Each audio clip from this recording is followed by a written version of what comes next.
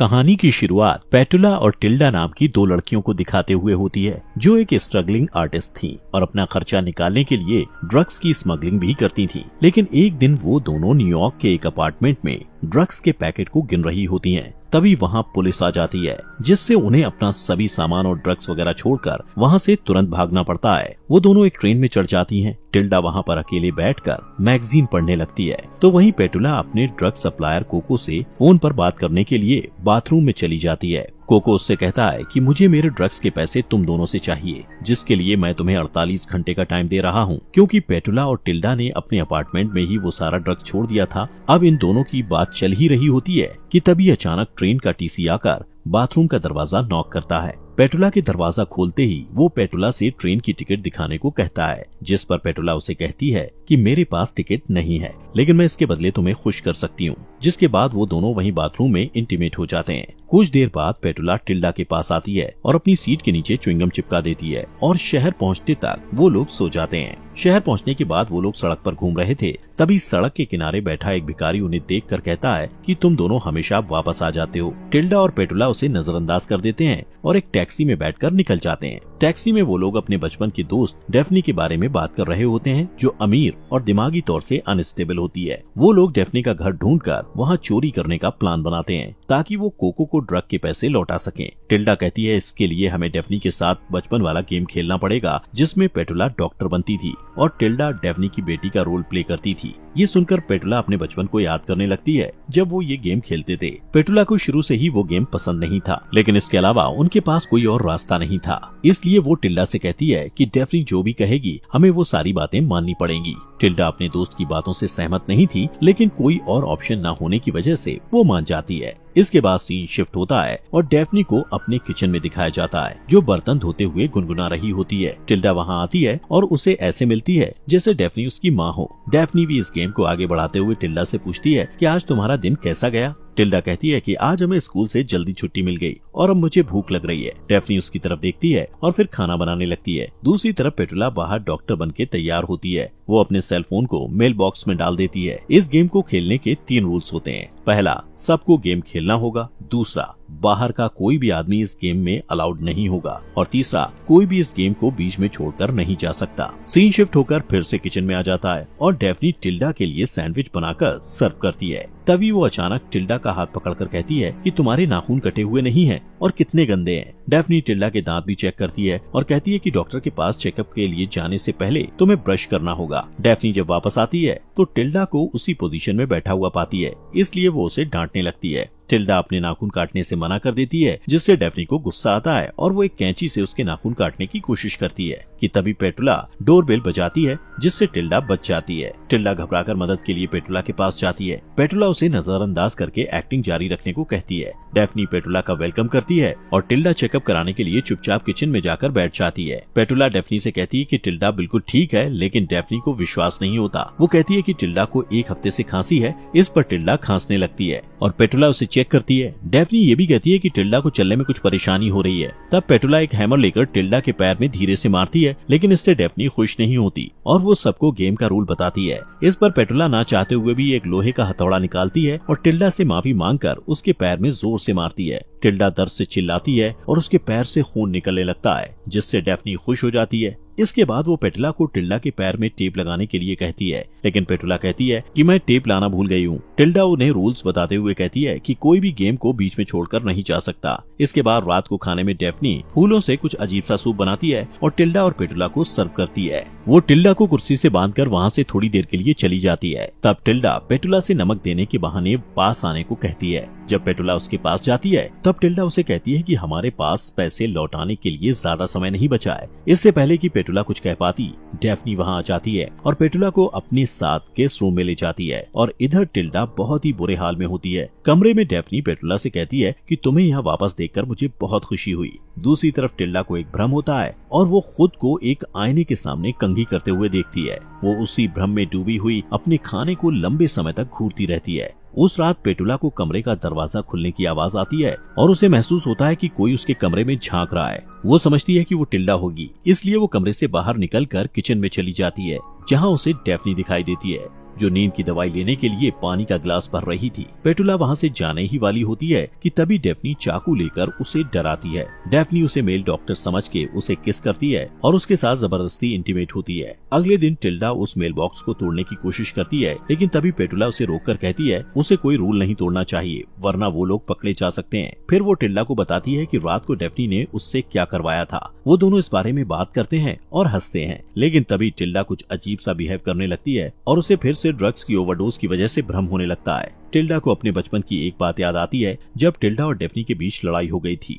Tilde को नशे में मजे करते देखकर पेटुला को जलन होती है, इसलिए वो भी ड्रग्स लेकर वहाँ से चली जाती है। टिल्डा को नशे में अपना बचपन दिखाई देता है, जहाँ वो डेफ्नी के साथ गेम खेलने से मना कर देती है और दोनों के बीच लड़ाई हो जाती है। इस लड़ाई के बीच डेफ्नी को गलती से धक्का लगता है और वो ट्री हाउस से नीचे जमीन पर गिर जाती है। डेफ्नी को तुरंत हॉस्पिटल ले जाया जाता है। इधर सीगल नाम का एक जासूस टिल्डा और पेटुला से पूछताछ करता है, तो वो दोनों उससे झूठ बोलते हैं कि डेफ्नी ट्री हाउस से खुद गिर गई थी। सीगल उनसे पूछता है कि डेफ्नी ट्री हाउस से कैसे गिर गई, जिस पर पेटुला एक छोटी सी गुड़िया को नीचे गिराकर बताती है कि डेफ्नी ऐसे नीचे गिरी थी। सीगल को दोनों की सच्चाई पर शक होता है और वो डेफ्नी के कमरे में जाता है, जहाँ डॉक्टर डेफ्नी की दादी को बताते हैं कि डेफ्नी ठीक तो है, लेकिन उसके पेट का अंदरूनी हिस्सा डैमेज हो गया है और इस वजह से वो कभी मां नहीं बन पाएगी। सीन फिर से प्रेजेंट में शिफ्ट होता है, जहां डेफ्नी बाथरूम में होती है और अपने प्रेगनेंसी टेस्ट के रिजल्ट को देखकर मुस्कुराती है। दूसरी तरफ पेटुला के ऊपर भी ड्रग्स का असर हो जाता है और उसे भी भ्रम होता है कि कोई उसके हाथ को जला रहा है। वो घबराई हुई डेफ्नी के कमरे में पहुंच जाती है। वहां उसे डेफ्नी के कार की चाबी मिलती है, जिसे लेकर वो बाहर की तरफ भागती है। बाहर उसे टिल्डा मिलती है और वो उसका हाथ पकड़कर कहती है कि हमें जल्दी यहाँ से निकलना होगा। वो लोग कार की तरफ जाते हैं और कार का दरवाजा खोलने ही वाले होते हैं कि तभी वहाँ डेफ्नी आ जाती है और उन्हें बैट से मारकर बेहोश कर देती है। इस बीच पुलिस स्टेशन में सीगल को किसी का कॉल आता है और वो उससे कहता है कि मैं डेफ्नी के केस को संभाल लूंगा। इधर टिल्डा और पेटुला को होश आता है, तब वो देखते हैं कि वो लोग चोटियों से बंधे हुए हैं।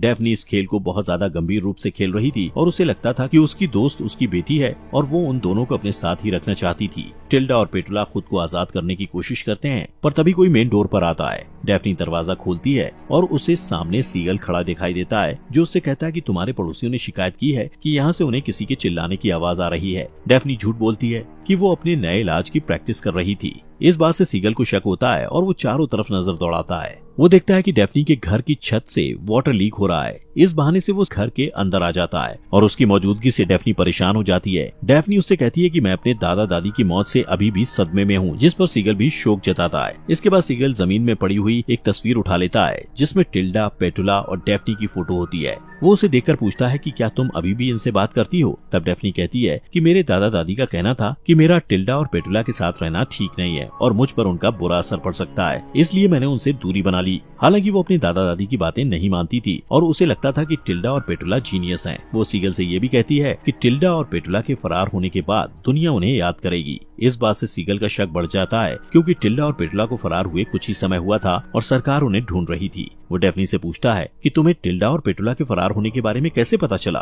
क्योंकि ये खबर कोई नेशनल न्यूज नहीं है, इसलिए ऐसा नहीं हो सकता कि तुमने इसके बारे में कहीं पढ़ा हो। डेफ्नी के पास इस सवाल का कोई जवाब नहीं होता है, इसलिए वो चुप हो जाती है। तभी सीगल को ऊपर वाले कमरे से कुछ आवाजें आती हैं और वो ऊपर की तरफ जाने लगता है, पर डेफ्नी उसे रोककर कहती है कि पहले तुम मुझे सर्च वारंट दिखाओ। सीगल के पास सर्च वारंट नहीं होता। तब डेफ्नी कहती है कि तुम यहाँ से जा सकते हो। सीगल के पास और कोई रास्ता नहीं था, इसलिए वो जाने लगता है, पर जाने से पहले डेफ्नी को कहता है कि टिल्डा और पेटुला भागे हुए क्रिमिनल्स हैं। उसके जाते ही डेफ्नी घर के सभी रास्तों को बंद कर देती है। दूसरी तरफ टिल्डा और पेटुला को अभी तक घर की तिजोरी नहीं मिली थी। एक दिन नाश्ते से पहले डेफ्नी टिल्डा को हाथ धोने के लिए कहती है। टिल्डा चली जाती है और पेटुला डेफ्नी के साथ अकेली होती है। डेफ्नी पहेलियों में बातें करने लगती है, जिससे पेटुला उलझन में पड़ जाती है। डेफ्नी पेटुला से कहती है कि ये तिजोरी तक पहुंचने के लिए सुराग है और तुम इन पहेलियों के जरिए तिजोरी को ढूंढकर पैसे लेकर यहाँ से जा सकती हो। इसके बाद पेटुला टिल्डा के पास जाने के लिए भागती है, लेकिन किचन के बाहर ही टिल्डा उसे मिल जाती है, जो शुरू से उनकी बातें सुन रही थी। टिल्डा उससे कहती है कि ये पहेलियां तिजोरी तक पहुंचने का सुराग है और इसलिए तुम मुझे यहाँ डेफ्नी के साथ अकेला छोड़कर तिजोरी को ढूंढो। इसके बाद पेटुला एक खिड़की से देखती है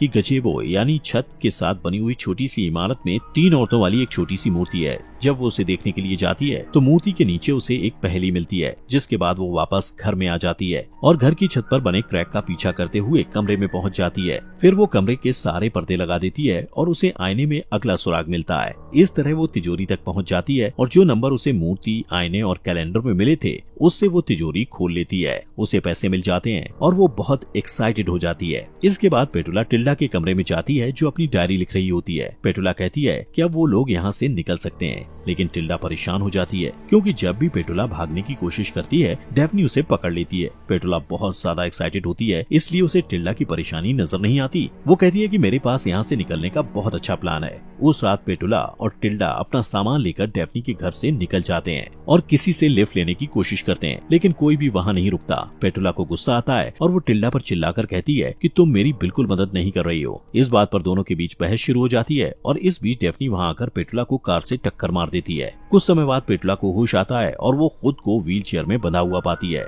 यहाँ पता चलता है कि डेफनी उसे यहाँ से जाने नहीं देना चाहती थी।